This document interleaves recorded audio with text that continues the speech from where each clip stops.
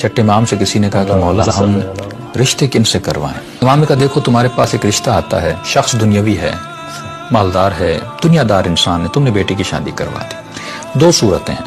یا تمہاری بیٹی خوش رہے گی اگر ان کی سوچ مل گئی آپ، اگر ان کی سوچیں نہیں ملتی، ان کی تھنکنگ آپس میں نہیں ملتی، ان کے مزاج آپس میں نہیں ملتی، پہلی تو یہ ہے کہ مزاج مل گئے تو یہ خوش رہے گی، اگر مزاج ان کے نہیں ملے تو دوسرا نتیجہ یہ ہے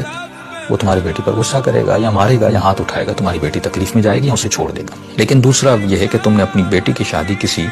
نیک انسان اور متقی انسان سے کروائی، پھر بھی دونوں صورتیں ہیں،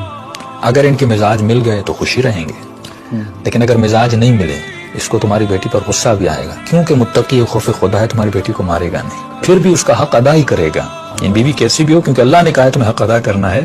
حق ادا کرے گا۔ تو وہاں فرماتے دونوں صورتوں میں دیکھو تمہاری عقل کیا کہتی ہے، کون سی صورت بہتر ہے؟ کہتے ہیں مولا بہتر یہ ہے میں کسی متقی کو دوں،